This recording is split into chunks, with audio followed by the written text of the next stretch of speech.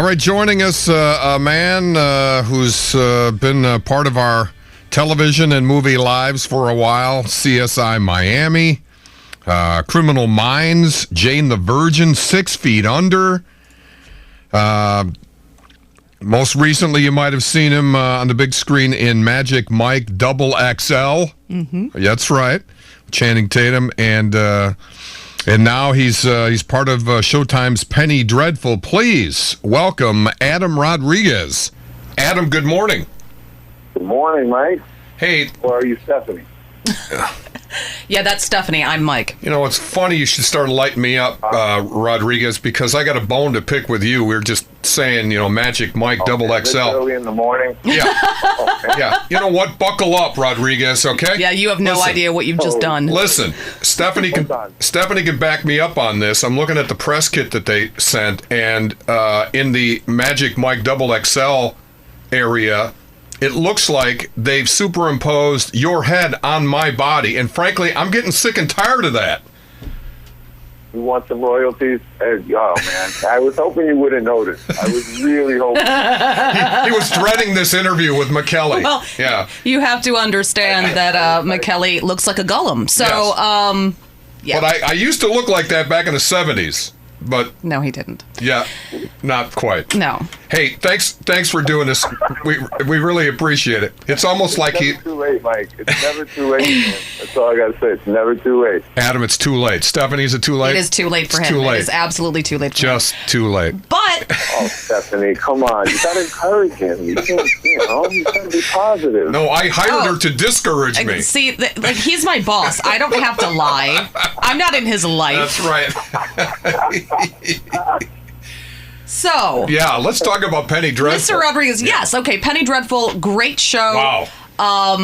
I didn't think that it was originally. I thought that it was going to be too hip for the room and people weren't going to get it. But now, God, what season are we in? So Penny Dreadful now. So this is basically a new iteration. So the last version of Penny Dreadful, they did 3 seasons, right? And it was set in the 1800s in London, and it was dynamite. I mean, it was so well done, acted. The whole thing was great. And what they've done now is they've taken that name, and it's an anthology essentially. So they've taken Penny Dreadful, and now this version, this iteration of it is called City of Angels. Right. Okay. And this version is set in 1938 Los Angeles, amidst the rumblings of World War II heating up, and a city really like Los Angeles, a big city that's burgeoning. I mean, it's really emerging as the major city in America that it's going to become. And so, like with anything that's going through its growing pains, there are things that are happening, conflict that's really going to determine the shape of the city. And one of those things that's happening right now is a freeway that needs to be built in 1938, the first freeway in Los Angeles. They're trying to create some traffic flow, and so to do that, they want to displace all of the working class families in between Pasadena and downtown Los Angeles. And so they're going to essentially bulldoze a path through neighborhoods and places of work, et cetera, and basically just push, the people that are easy to push away, which is the working class people. And right. There's a big conflict that happens as a result of it. So the first episode is sort of centered around that happening.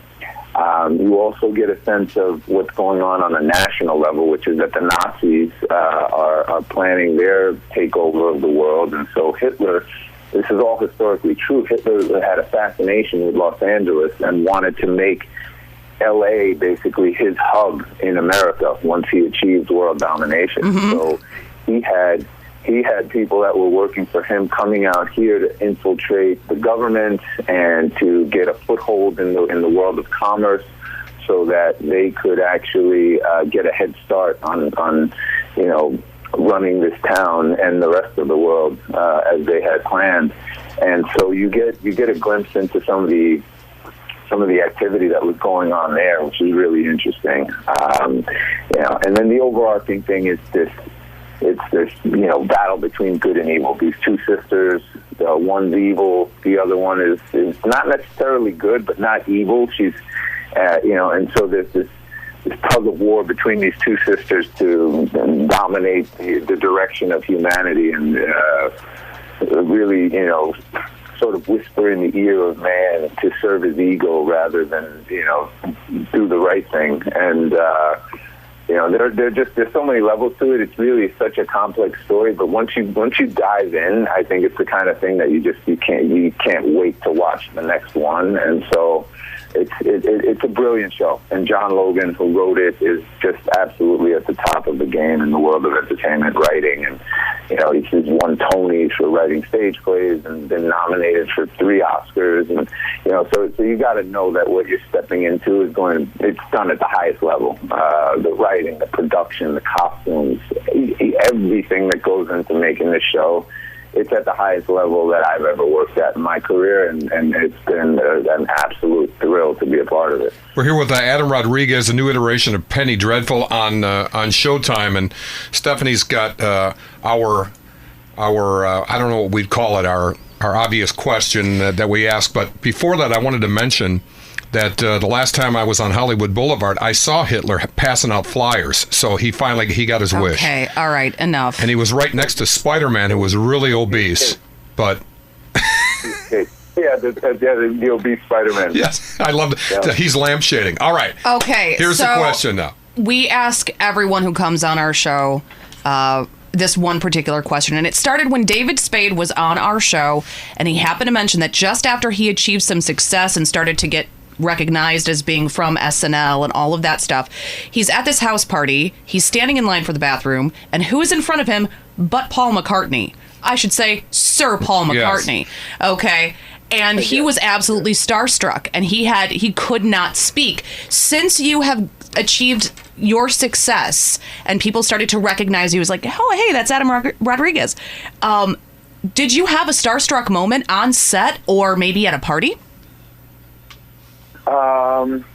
No, never on set that I can recall. At a party, I'll tell you what, there are 2 incidences in my career that I do remember. One happened at a restaurant, and that was, I had just come out to L.A. I was doing a show called Brooklyn South at the time, my first TV series, my big break, and one of my castmates was having a birthday party at a restaurant here in L.A., and I'm standing at the bar. I managed to get there early, and I'm standing at the bar, and Stevie Wonder walks in. No! Yeah. And I'm 21, 22 at the time, and I'm really just getting settled in L.A. I had been here less than a year, and here's Stevie Wonder, and, within feet of me, and I'm just like, oh my God, it's Stevie Wonder, and I've got to say something. So I'm watching him. I see him go to his table, and just in my head, like, wow, man, it'd be so cool to meet him. And the rest of the party gets there. We all go. We sit down at the table, and I still got this on my mind. I'm like, I gotta meet Stevie Wonder. And so at some point in the evening, I see him stand up, and he's on his way to the bathroom, and he's got someone that's helping him to get there, and I get up from the table casually, and I go and I intercept them, and I say, excuse me, Mr. Wonder, I'd just like to just take a minute of your time. And his handler, the guy that was helping him get to the bathroom, was like, well, you already did. You already took up a minute of his time. Oh. And Stevie says, no, hang on a second, And he said, what's your name? I said, my name's Adam. I'm here for a birthday party for a castmate of mine. And man, I said, man, you'd blow everybody's mind at the table if you would just come over and just say hello. And he said, he stood there for a second. He put his hand out and he said, well, are you going to take me over? Oh. So, wow. And I walked him over to the table, and everybody at the table turned around. Their jaws just dropped. And I said, Mr. Wonder, this is, it's my friend Richard. It's his birthday. This is the rest of the cast. Everybody, and I was like, obviously, Stevie Wonder didn't need an introduction. No. So he said, well, hey, guys. And then he said, well, we're going to do this. Are we going to sing Happy Birthday or what? Oh! And we sung, Happy Birthday to you. No. Man, Stevie Wonder. Birthday to you. Wow. And that was That was an incredible moment. What a great moment. You know, No gift. I don't know what. It's when you do meet certain people, and there are not that many people I put in that category that I would even make the effort to go extend myself to. But somebody like Stevie Wonder, and then when they deliver, and they're the kind of human being you hope they are, it just makes it better. Because, you know, sadly, oftentimes I'm sure people are disappointed in the person they meet versus, you know, the character they perceive them being. Right. But Stevie Wonder, man, what a great moment for me. And I never forget it. It taught me a lot too. You always make time for people, and to just put that little bit of extra effort, you can give somebody a memory that lasts a lifetime. It's a big deal. Well, listen, Wow. Adam, we're grateful that you gave us some time today. The new iteration of Penny Dreadful on Showtime, the one and only Adam Rodriguez. Adam, thanks for being with us, man. No, my pleasure. Thanks for having me, guys. Mike, Stephanie, you guys take care of each other. Encourage each other. Absolutely. Encourage each other. All right, that's enough, Rodriguez. You guys have a great moment. You too. See you, brother.